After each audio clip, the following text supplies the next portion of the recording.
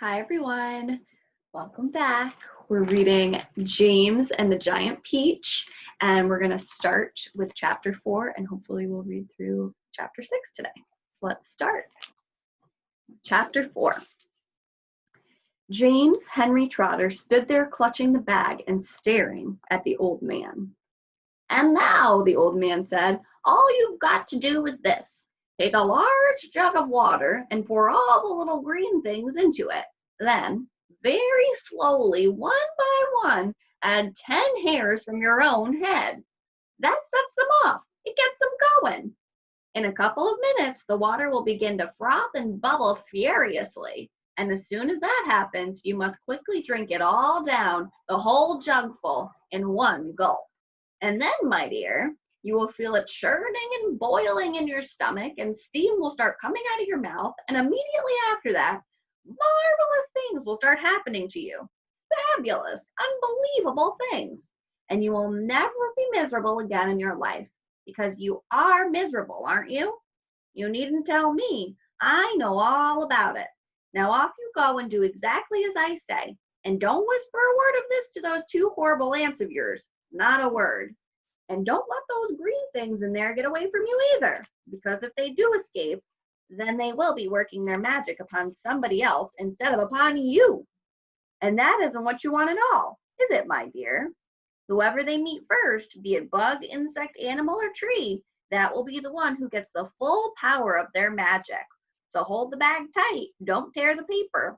Off you go, hurry up, don't wait, now's the time, hurry. With that, the old man turned away and disappeared into the bushes. Chapter 5.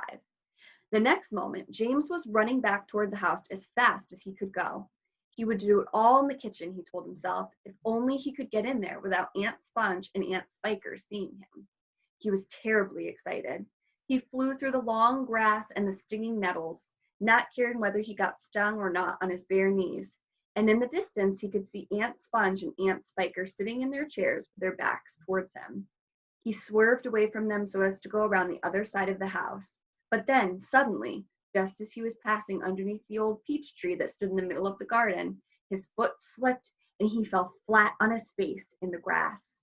The paper bag burst open as it hit the ground, and thousands of tiny green things were scattered in all directions. James immediately picked himself up onto his hands and knees and started searching around for his precious treasures. But what was this? They were all sinking into the soil. He could actually see them wriggling and twisting as they burrowed their way downward into the hard earth. And at once he reached out a hand to pick some of them up before it was too late, but they disappeared right under his fingers. He went after some others, and the same thing happened. He began scrabbling around frantically in an effort to catch hold of those that were left, but they were too quick for him. Each time the tips of his fingers were just about to touch them, they vanished into the earth. And soon, in the space of only a few seconds, every single one of them had gone. James felt like crying. He would never get them back now, and they were lost, lost, lost forever. But where had they gone to? And why in the world had they been so eager to push down into the earth like that? What were they after? There was nothing down there, nothing except the roots of the old peach tree, and a whole lot of earthworms and centipedes and insects living in the soil. But what was it that the old man had said? Whoever they meet first, be it bug, insect, animal, or tree, that will be the one who gets the full power of their magic? Good heavens, thought James. What's going to happen in that case if they do meet an earthworm, or a centipede, or a spider? What if they do go into the roots of the peach tree? Get up at once, you lazy little beast, a voice was suddenly shouting in James's ear. James glanced up and saw Aunt Spiker standing over him, grim and tall and bony, glaring at him through her steel-rimmed spectacles. Get back over there immediately and finish chopping up those logs, she ordered. Aunt Sponge, fat and pulpy as a jellyfish, came waddling up behind her sister to see what was going on. Why don't we just lower the boy down the well in a bucket and leave him there for the night, she suggested. That ought to teach him not to laze around like this the whole day. That's a very good wheeze, my dear Sponge, but let's make him finish chopping up the wood first. Be off with you at once, you hideous brat, and do some work. Slowly, sadly, Poor James got up off the ground and went back to the woodpile. Oh, if only he hadn't slipped and fallen and dropped that precious bag. All hope of a happier life had gone completely now. Today and tomorrow and the next day and all the other days as well would be nothing but punishment and pain, unhappiness and despair. He picked up the chopper and was just about to start chopping away again when he heard a shout behind him that made him stop and turn. Chapter 6.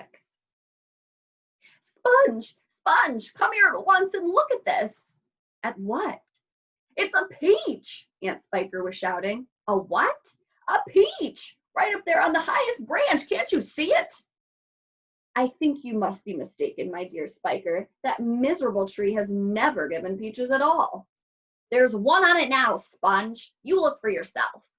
You're teasing me, Spiker.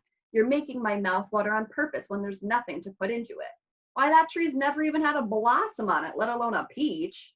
Right up on the highest branch, you say? I can't see a thing. Very funny, ha ha. Good gracious me.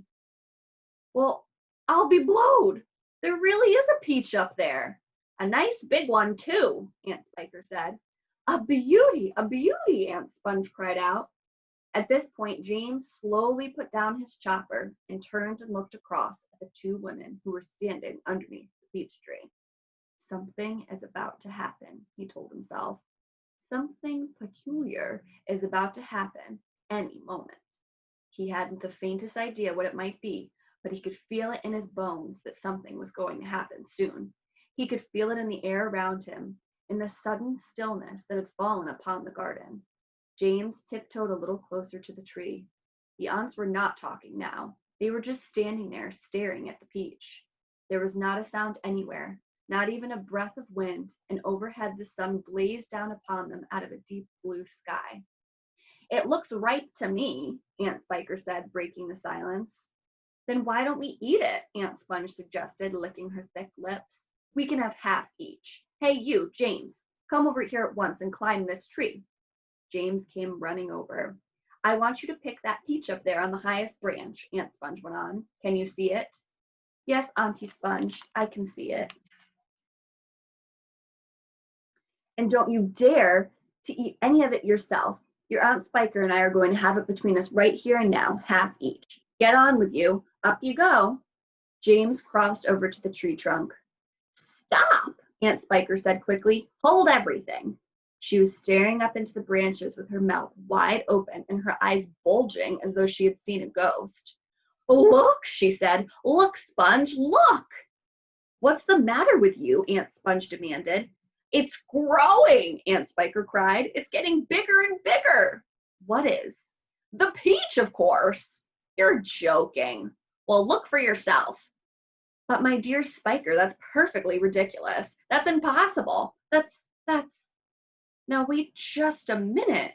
No, that can't be right. No, yes, great Scott, the thing really is growing. It's nearly twice as big already, Aunt Spiker shouted. It can't be true. It is true. It must be a miracle. Watch it. I am watching it. Great heavens alive, Aunt Spiker yelled. I can actually see the thing bulging and swelling before my very eyes. All right, join us next week for the next chapter. See you later.